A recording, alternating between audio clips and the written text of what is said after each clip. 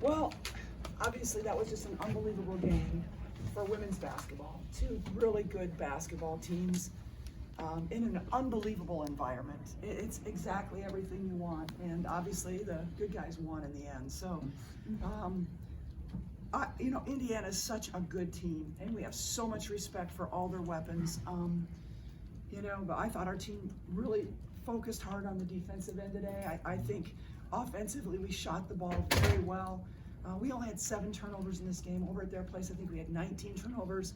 That was a big difference, a really big difference. So, very glad, you know, that I get to coach these women. And, you know, Caitlin, we knew she had it all the time, right? Is that a play that you drew up in the huddle or one that you've had in your back pocket for a situation like this? We worked on it a couple times before, and we actually stole it from the Aces from this summer. Caitlin, what was your perspective on the play? I mean, what did you see?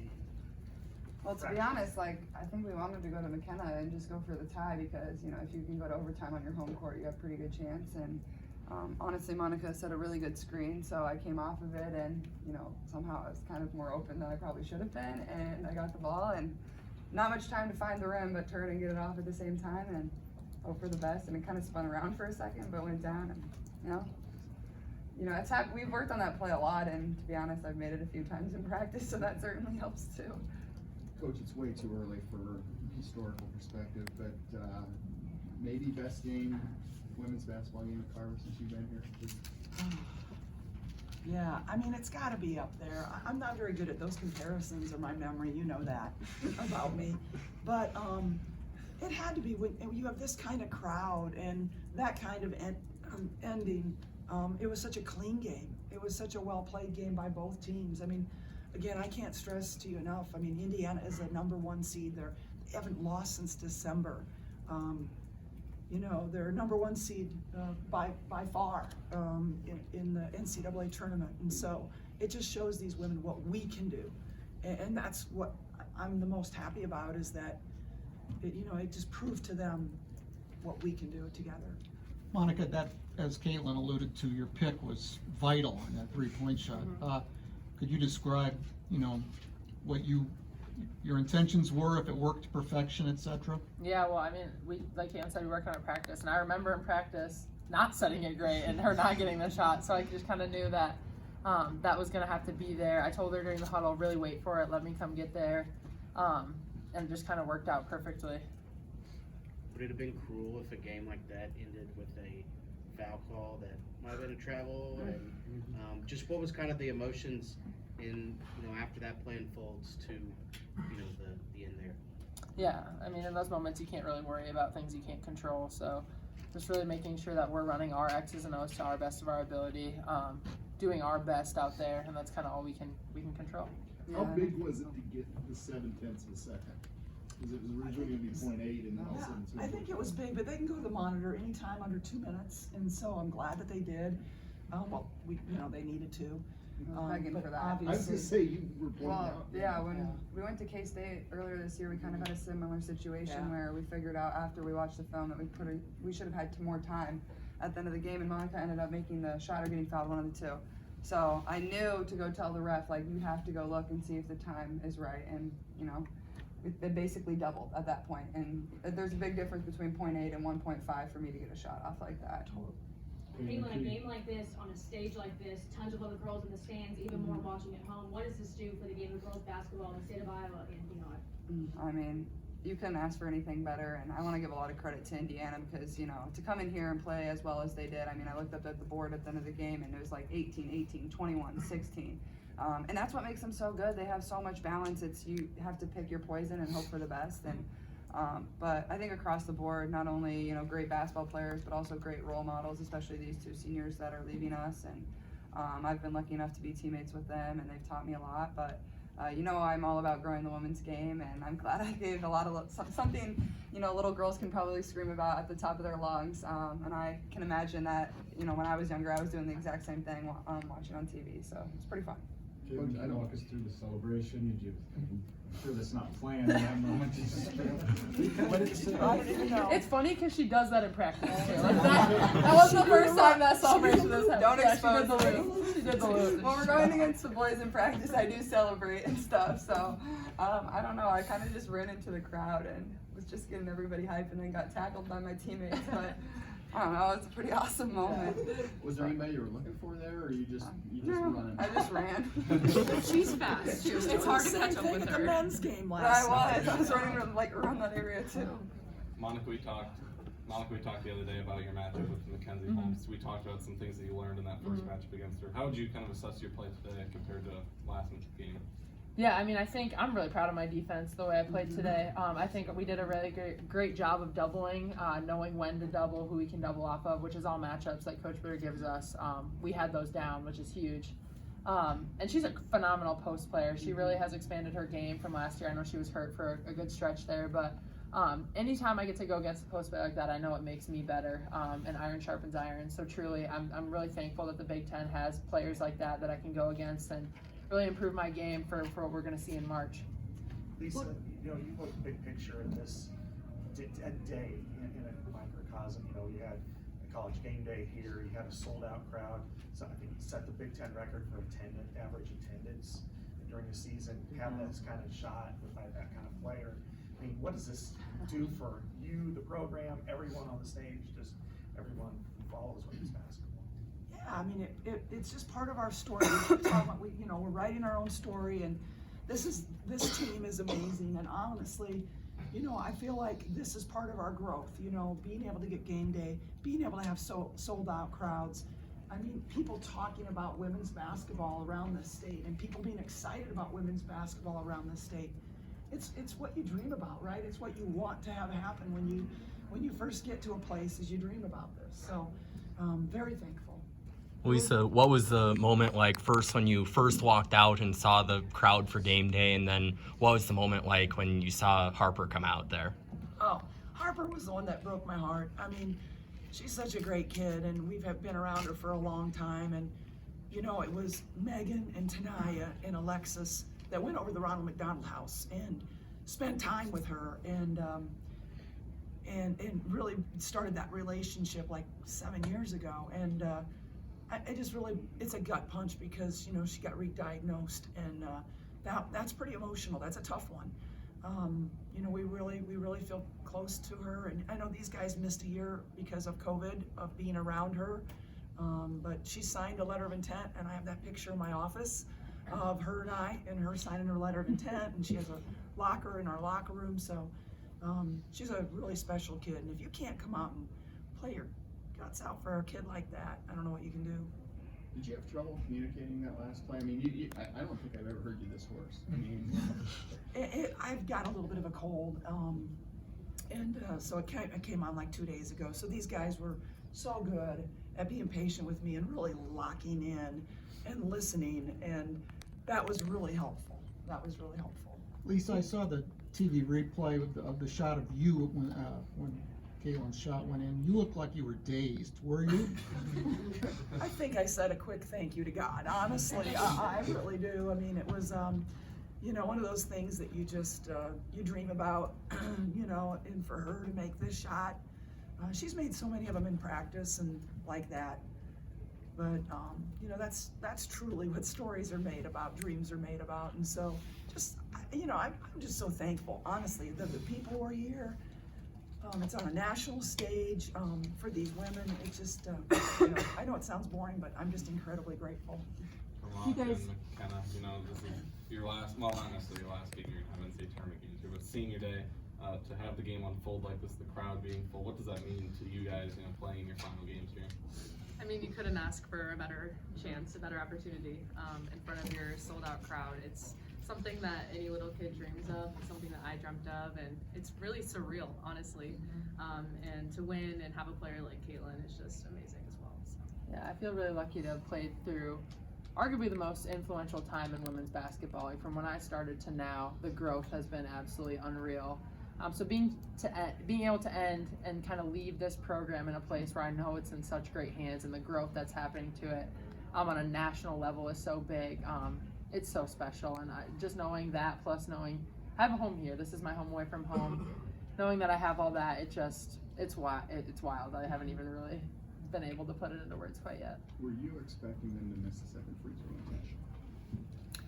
I don't think, I don't know, because we're gonna call a timeout no matter what. Now, with advancement, that changes that a little bit. So, it did not, I did not think they were gonna try to miss it.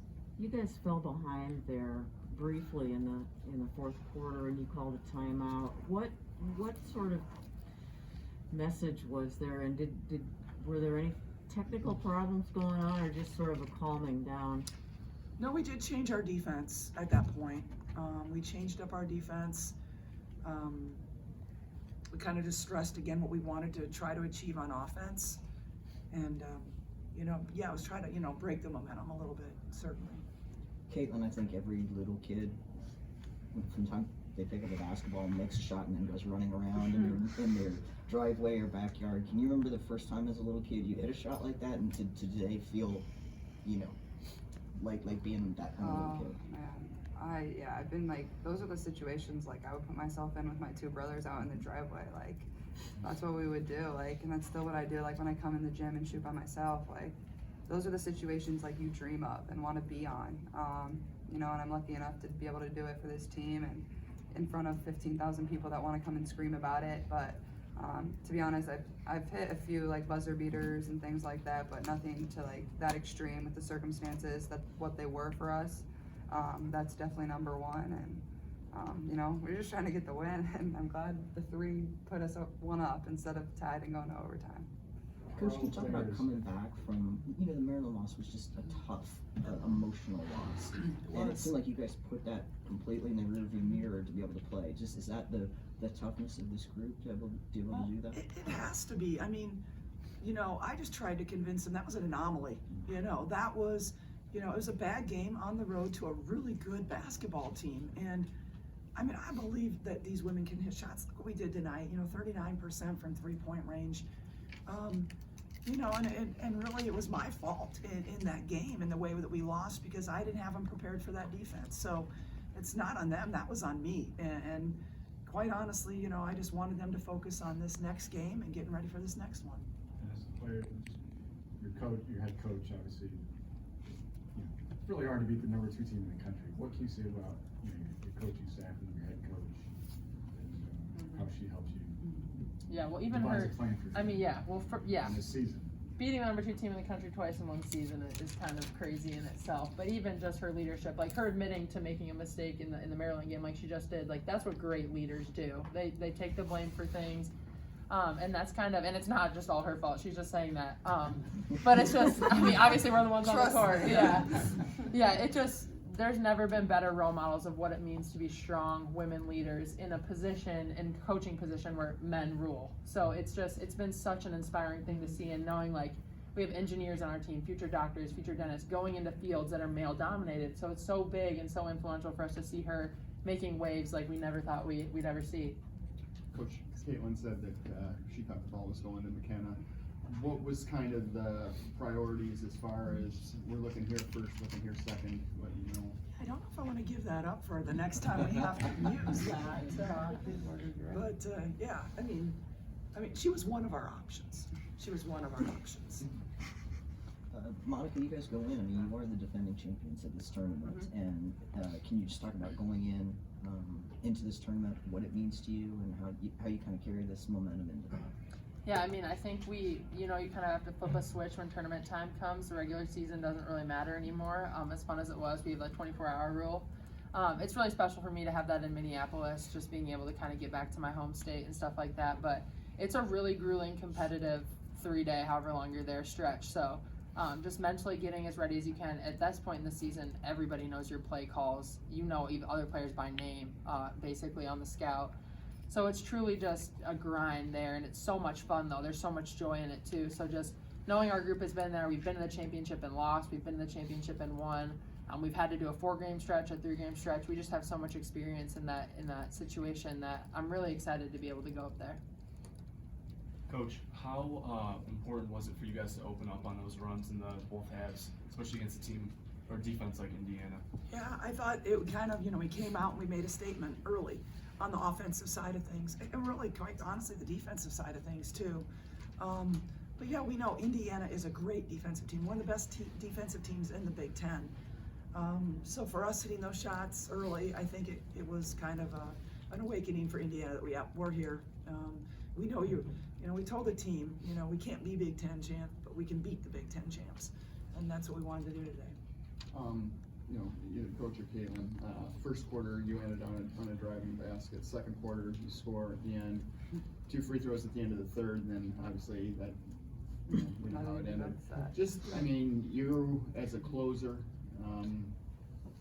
Yeah, I think I know like this team's gonna turn to me in those type of situations, and it's not anything that I shy away from, if you wanna be one of the best players, on the best teams, those are the situations you have to kind of rise to, and trust me, I've been in plenty that haven't gone my way too, so, that's the game of basketball. It's just like, how are you gonna respond? And, I'm lucky enough that my coach and my teammates have the confidence in me to be in those situations, more than anything, but honestly, I didn't even realize that, and I think we've done a really good job this year, like managing end of quarter situations and end of game situations, so we work on those a ton in practice, and they're really valuable. We want to get 2-for-1s. We want to be able to take the last shot. So I think that speaks to the coaching. Like, we have certain things we want to get to at the end of quarters, and it really does matter at the end of the game. What was last night like for you guys? You knew this game was sold out 3+ weeks ago. Game day's coming. You're playing number 2 team in the country. You're number 6. Did you get a lot of sleep? Was it easy to sleep? Was it hard? Yeah, it's definitely an experience, that's for sure.